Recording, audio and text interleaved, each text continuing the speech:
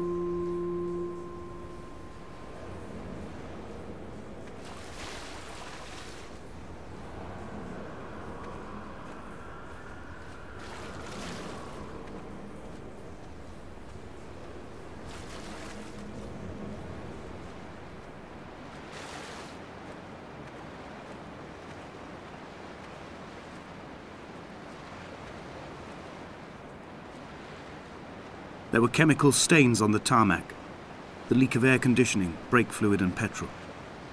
He kept sniffing at his fingers as he sat by the roadside, waiting as if he couldn't quite understand or recognize their smell. He said he'd been travelling back from a sales conference in Exeter. He'd stopped for farewell drinks earlier, but had kept a careful eye on his intake. You could hear the sirens above the idling traffic.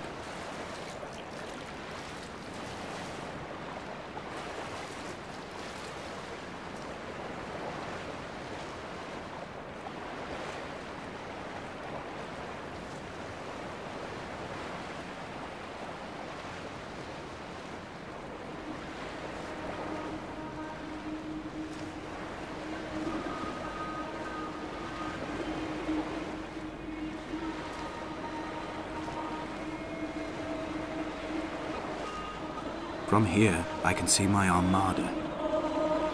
I collected all the letters I'd ever meant to send to you, if I'd have ever made it to the mainland, but had instead collected at the bottom of my rucksack, and I spread them out along the lost beach. Then I took each and every one, and I folded them into boats. I folded you into the creases, and then, as the sun was setting, I set the fleet to sail. Shattered into 21 pieces, I consigned you to the Atlantic, and I sat here until I'd watched all of you sink.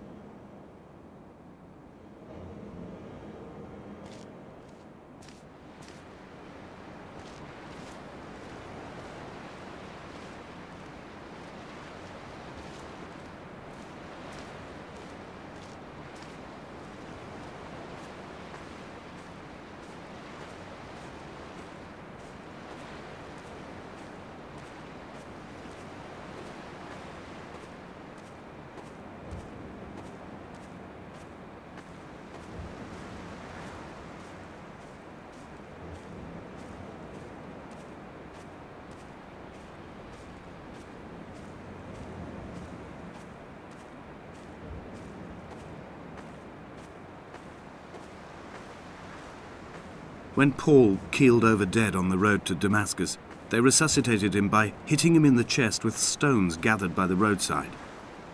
He was lifeless for 21 minutes, certainly long enough for the oxygen levels in his brain to have decreased and caused hallucinations and delusions of transcendence.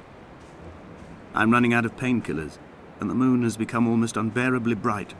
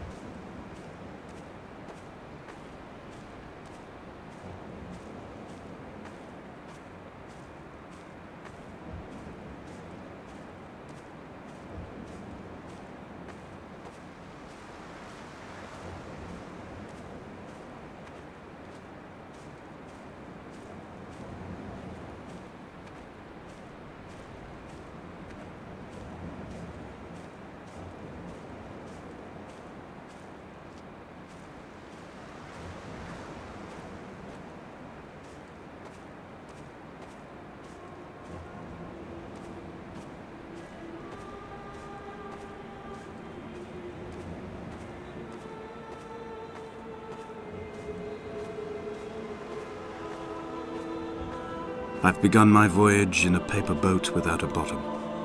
I will fly to the moon in it. I've been folded along a crease in time, a weakness in the sheet of life. Now you've settled on the opposite side of the paper to me. I can see your traces in the ink that soaks through the fiber, the pulped vegetation. When we become waterlogged and the cage disintegrates, we will intermingle. When this paper aeroplane leaves the cliff edge and carves parallel vapor trails in the dark, we will come together.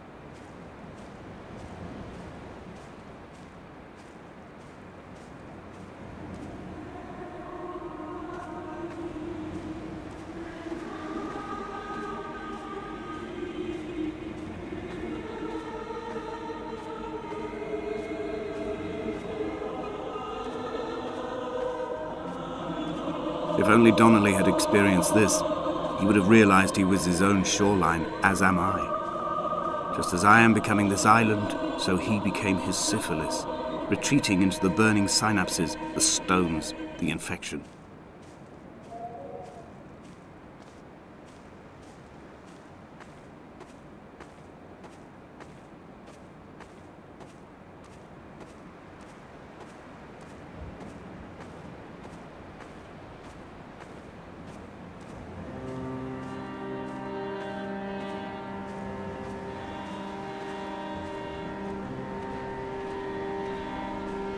Bent back like a nail, like a hangnail, like a drowning man clung onto the wheel, drunk and spiraled, washed onto the lost shore under a moon as fractured as a shattered wing.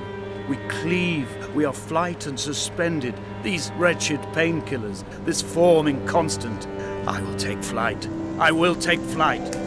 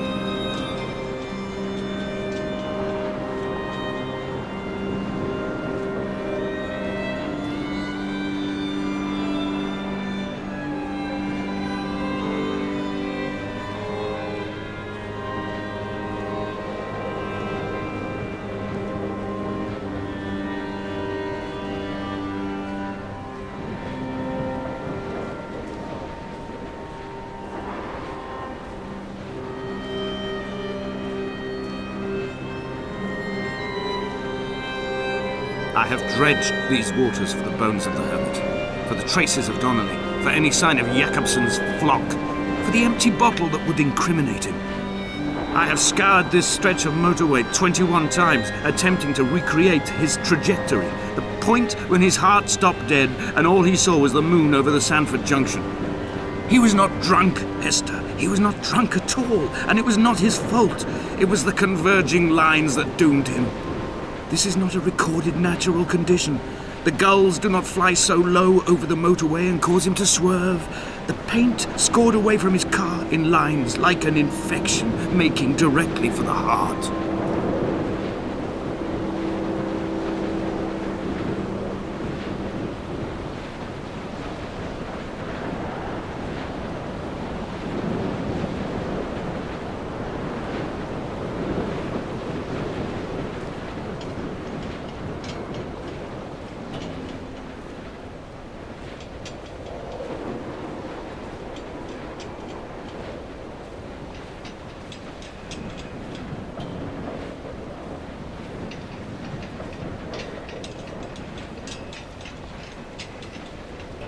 We will leave twin vapor trails in the air, white lines etched into these rocks.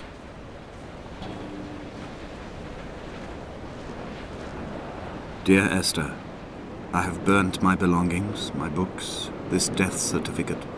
Mine will be written all across this island. Who was Jakobsson? Who remembers him? Donnelly has written of him, but who was Donnelly? Who remembers him? I have painted, carved, hewn, scored into this space all that I could draw from him. There will be another to these shores to remember me.